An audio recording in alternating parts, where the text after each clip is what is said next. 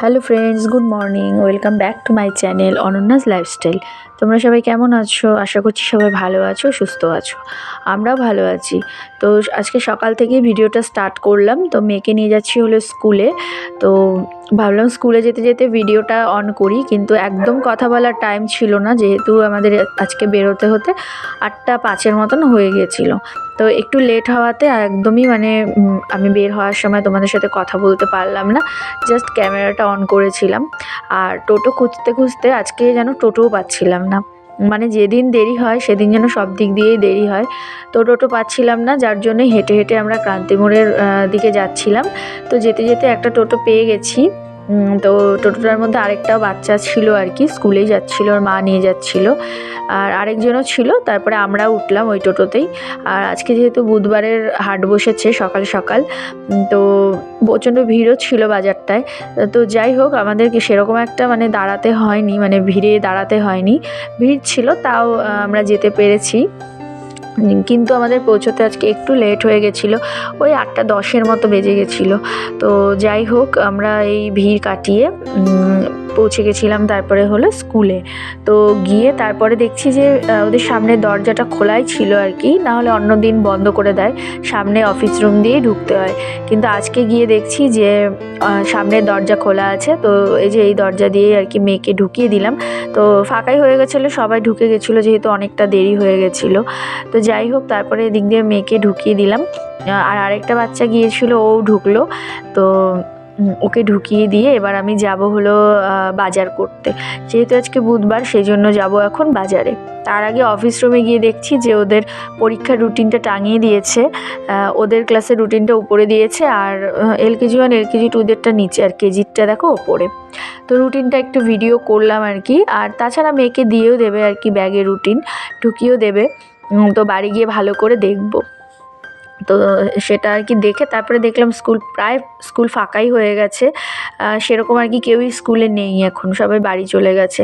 আসলে 2-2.5 ঘন্টা এতক্ষণ আর কি কেউই সেরকম একটা বসে থাকে না, সময় কাটে না একা একা বসে থাকতে।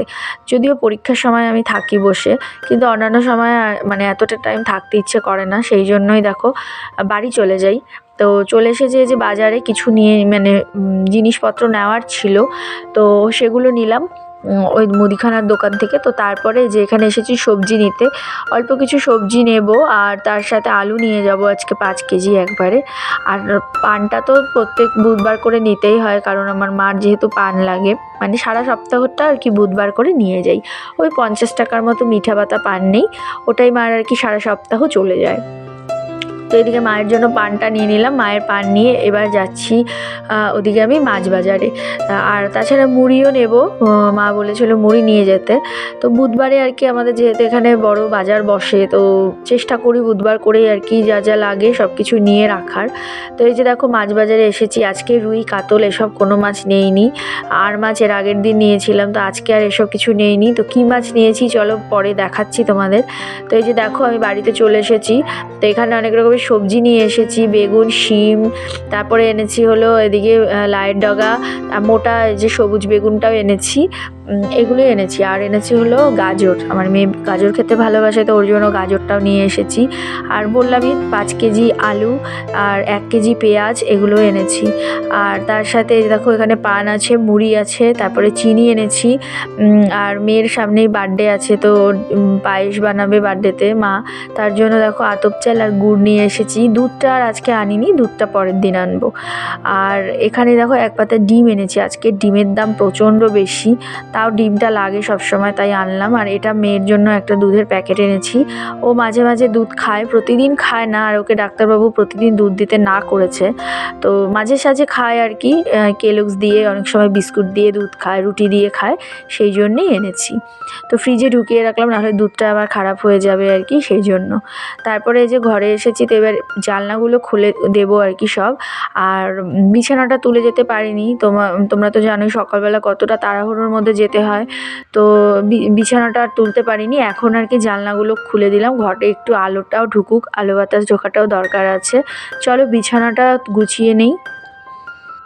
তোমাদের সাথে মানে সামনে এসে আর কথা বলতে পারিনি, কারণ আজকে মেয়েকে নিয়ে স্কুলে যেতে যেতে অনেকটা লেট হয়ে গেছিলো। মানে ও সকালবেলা একদম ঘুম থেকে উঠতে চায় না, আর সেই জন্য আমাদের যেতেও একটু লেট হয়ে গেছিলো। ওই 8:10 মতন বেজে গেছিলো। তো 10 মিনিট লেট হয়ে গেছিলো জন্য আর আজকে সকালবেলা কোনো রকম মানে কথা বলতে পারিনি। জাস্ট ভিডিওটা অন করে ওকে নিয়ে গেলাম। তো জাস্ট অন করেছিলাম, কিন্তু কোনো রকম কথা বলতে পারিনি।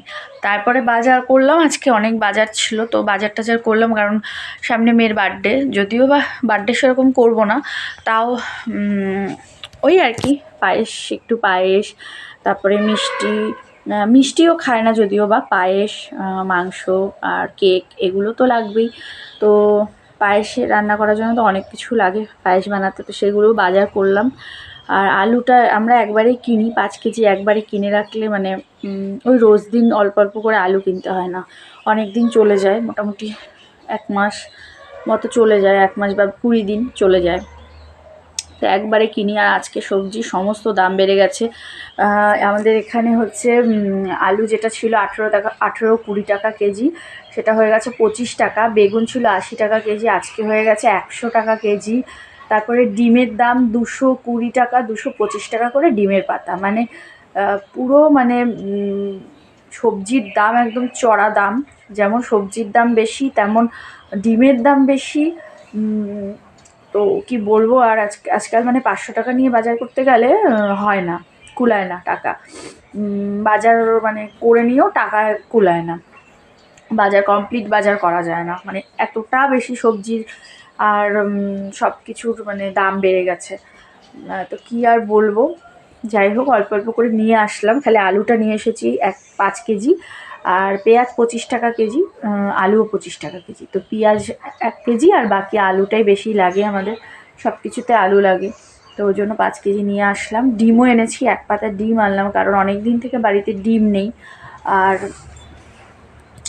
মেয়ে সেন্টার থেকে যদিও বা পায় ডিম, তো ও আর বেশি দিন পাবে না, এই সপ্তাহটা হয়তো ডিম পাবে, আর পাবে না, মানে সপ্তাহে 3টে করে দেয়।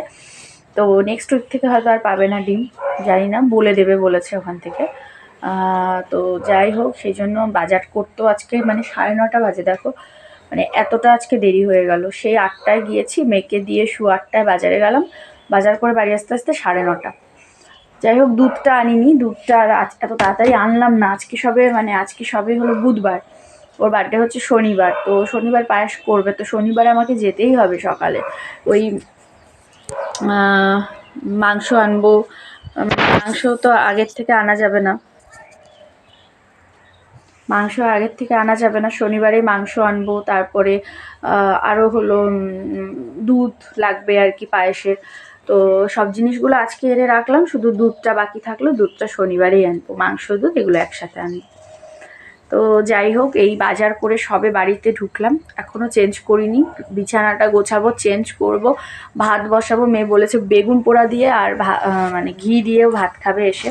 কালকে রাতেই খেতে চেয়েছিল, তো রাতে আর হলো না কালকে বানানো, তো বললাম সকালবেলা করে দেব। তো এখন ওই বেগুনটা মানে নিয়ে এসেছি বাজার থেকে, 100 টাকা বেগুনের কেজি, ভাবা যায়, কি বলবো আর। যাই হোক, 2টো বেগুন কিনেছি, 2টো বেগুন নিল মনে হয় 30 টাকা, 30 কি 35 টাকা নিল। তো যাই হোক, একটা বেগুন বার করে রাখলাম, বেগুনটা পোড়া করব আর ভাত করব, করে মেয়েকে আনতে যাব। চলো আগে আমি হলো বিছানা গুছিয়ে নেই, গুছিয়ে ভাতটা বসিয়ে পরে আবার কথা বলছি। তো তোমাদের সাথে অনেকক্ষণ কথা বললাম, বলে তারপরে দেখো বিছানাটা গুছিয়ে নিয়েছি। এবার চলে এসেছি কিচেনে, প্রথমে বেগুন পোড়া দিলাম আর মেয়ের জন্য ভাত বসিয়ে দিয়েছি, আর বেগুনটা পুড়ে নিলাম, ও বেগুন পোড়া দিয়ে ভাত খাবে বাড়ি এসে। আর এখানে বাটা মাছ আছে, এটা কাটবো। আর তার সাথে ছিল হলো ওখানে পাঙ্গাস মাছ, তো অনেক দিন বাদে আজকে পাঙ্গাস মাছ অল্প করেই এনেছি, তো ওটা আর কি ধুয়ে রেখেছি।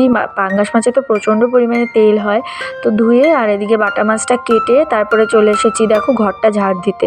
ওদিকে ভাত হচ্ছে আর বেগুনটাও পোড়া হয়ে গেছে আমার, গ্যাস বন্ধ করে। আর ভাতটা হচ্ছে, তো হতে হতে ভাবলাম আমি ঘরটা ঝাড় দিয়ে নিই ততক্ষণ আর বসে না থেকে, কারণ আমার অনেকটা লেট হয়ে গেছে। এখন কিন্তু ওই 10টার মতন বেজেই গেছে। দেখতেই পেলে 9:30টায় বাজার করে বাড়িতে ঢুকেছি। এবার আবার 10:30টার সময় যাব মেয়েকে আনতে। তো হাতে 1 ঘন্টা টাইম, তার মাঝে কি করব আর কি না করব। তো যাই হোক, ওদিকে ভাত আর বেগুন পোড়াটা করে রেখেই যাব। এই যে দেখো আমার ভাত হয়ে গেছে, এবার হলো ভাতটাকে নামিয়ে নেব।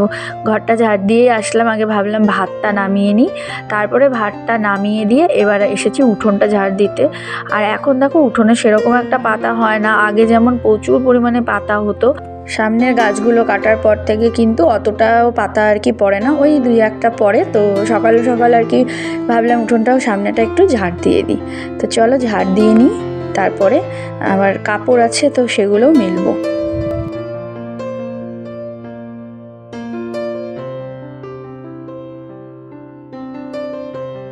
তো তারপরে দেখো এই যে উঠোনটা ঝাড় দিয়ে এবার জামা কাপড়গুলো সব মেলে দিচ্ছি।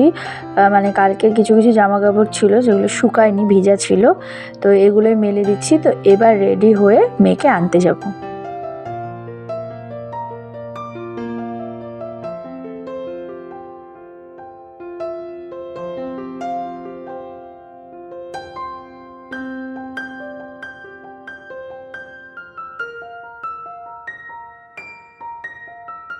তো এই যে দেখো মেয়েকে নিয়ে বাড়িতে চলে এসেছি। তো এই যে ও আসছে, তো ওর জন্য নিয়ে এসেছি একটা হলো রঙের প্যাকেট আর কি, রঙের বাক্স। সাথে ও আঠা চেয়েছিল, তো একটা আঠা, আর আমার জন্য একটা পেন এনেছি, কারণ আমার পড়াতে আর কি পেন লাগে, লিখতে হয় ওকে, আমার মেয়েকে পড়াই, পৃথাকে পড়াই, তো আমার পেন দরকার হয়, তাই আমার জন্য একটা পেন এনেছি। আর মেয়ের রঙটা শেষ হয়ে গেছিলো, কালকে বললাম তোমাদের, মানে রঙ শেষ হয়নি, রঙের মধ্যে 2-3টে রঙ শেষ হয়ে গেছিলো। ওই হালকা হলুদ রঙ আর হলো হালকা সবুজ রঙ, এই দুটো সব আর্টেই ব্যবহার করা হয়। তো এই রঙটা শেষ হয়ে গেছিলো, ভেবেছিলাম যে খোলা প্যাকেট আনবো, মানে 2টো রঙ নিয়ে আসবো, 2-3টে নিয়ে আসবো, কিন্তু সেরকম আর কি পাওয়া গেল না। তো তারপরে আর ওরকম না এনে তারপরে এই যে দেখো ছোট একটা প্যাকেট নিয়ে এসেছি। আর আঠাটা দরকারে লাগে অনেক সময় অনেক কিছুতে, সেই জন্য আঠাটাও নিয়ে এসেছি ওর জন্য। তোমারও না বেগুন পোড়ার ঘি ভাত টেস্টি লাগে? আজকে পড়া হয়েছে স্কুলে, ক্লাস সবগুলো? আর পরীক্ষার হচ্ছে ওদের রুটিনও দিয়ে দিয়েছে না? ঠিক আছে, চলো খেয়ে নিই, তারপর সেন্টারে যাবো আবার। হাই ফ্রেন্ডস, আমি একটা জিনিস। কোথায় যাচ্ছ একটু বলো, কোথায় যাচ্ছ বলো?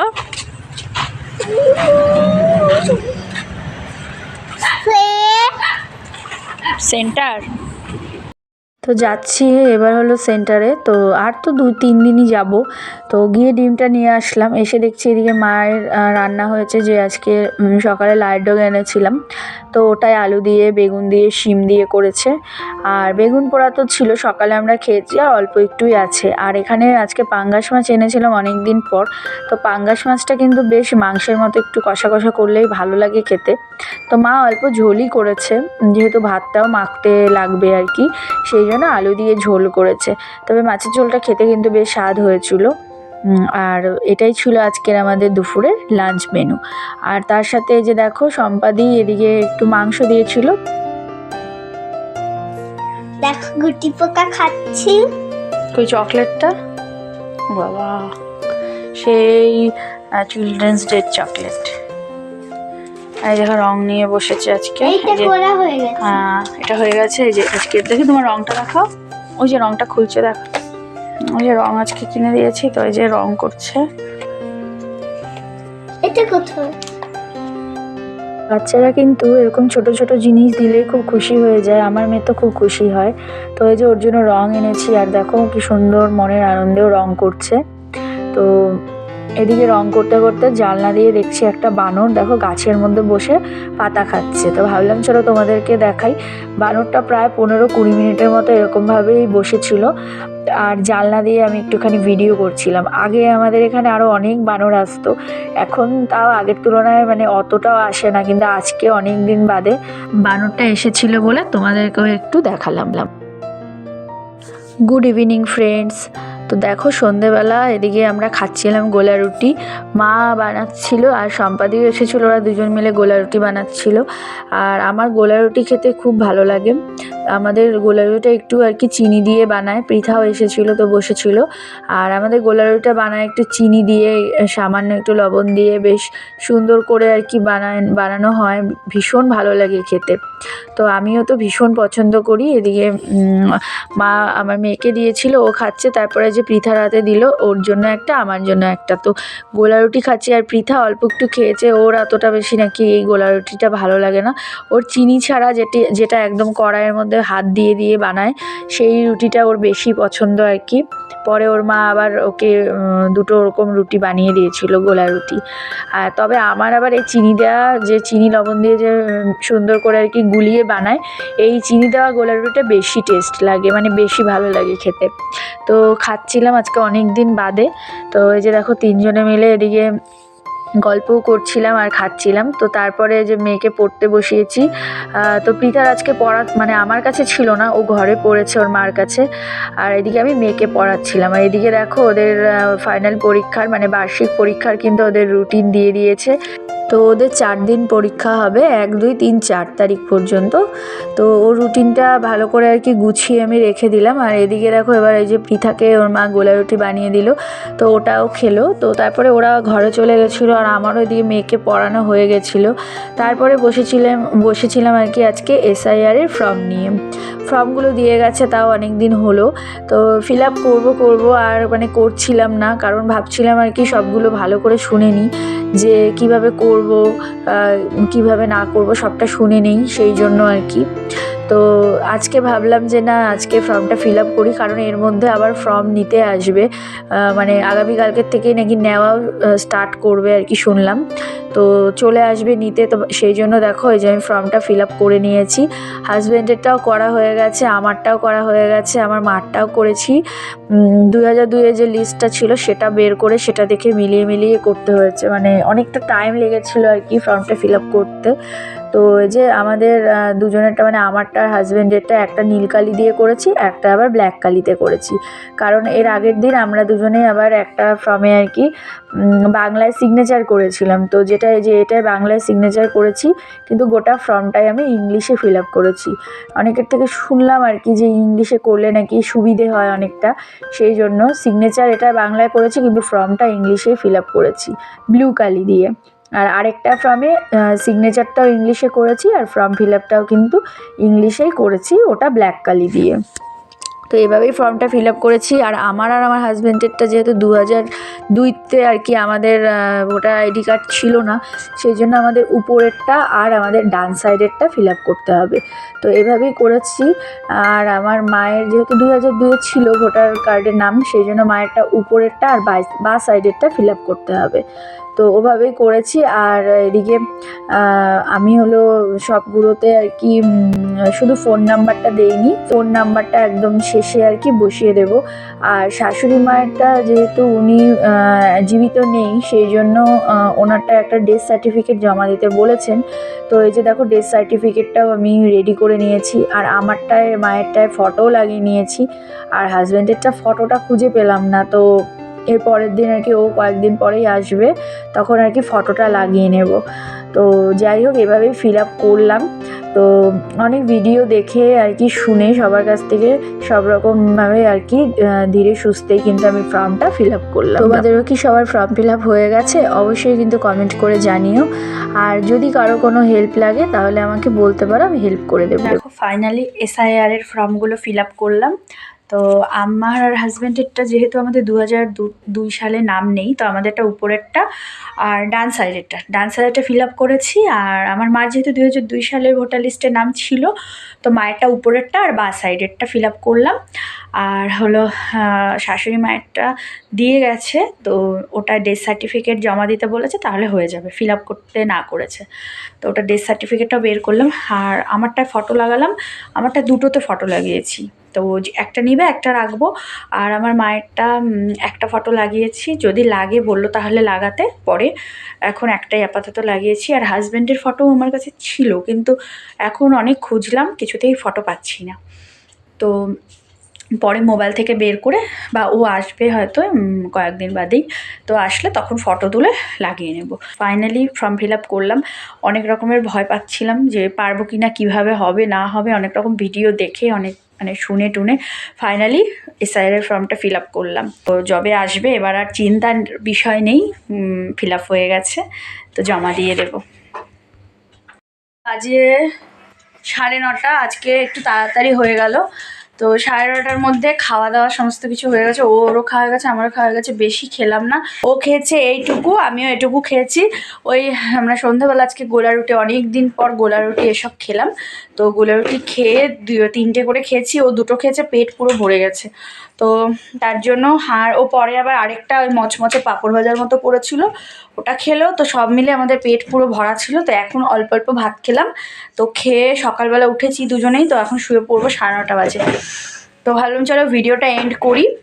তো এসআইআর এর ফর্ম ফিল আপ করলাম, তো দেখতেই পেলে, দাঁড়াও না বাবা কথা বলে নেই। এসআইআর এর ফর্ম ফিল আপ করলাম, দেখতেই পেলে। তো আমাদের এখানে মানে কালকে থেকে হয়তো নেওয়াও শুরু হয়ে যাবে, মানে অনেক দিকে নিয়েও যাচ্ছে, তো আমাদের এখানেও নিতে আসবে শুনলাম। তো সেই জন্য রেডি করে রেখেছি, শুধু ফটোটা লাগাতে হবে, হাজব্যান্ডের ফটো লাগালেই হয়ে যাবে। তো হয়ে গেছে সমস্ত কিছু কমপ্লিট। তোমাদের সাথেও শেয়ার করলাম কীভাবে ফর্মটা ফিল আপ করেছি। হয়তো তোমরা অনেকেই করেছো, আবার যারা করতে পারোনি এখনও তাদের হয়তো অনেকটা উপকার হবে আর কি। তো তোমরা করে নিও সবাই। তো চলো, যাই হোক, আজকের মতো ভিডিওটা একটু, ভালো লাগলে লাইক কমেন্ট শেয়ার করো, চ্যানেলটা সাবস্ক্রাইব করে পাশে থেকো। আবার দেখা হবে একটা নতুন ভিডিওর সাথে। তোমরা সবাই ভালো থেকো, সুস্থ থেকো। আজকের মতো এখানেই, tata, bye bye, good night, sweet dream. Good night, sweet dream.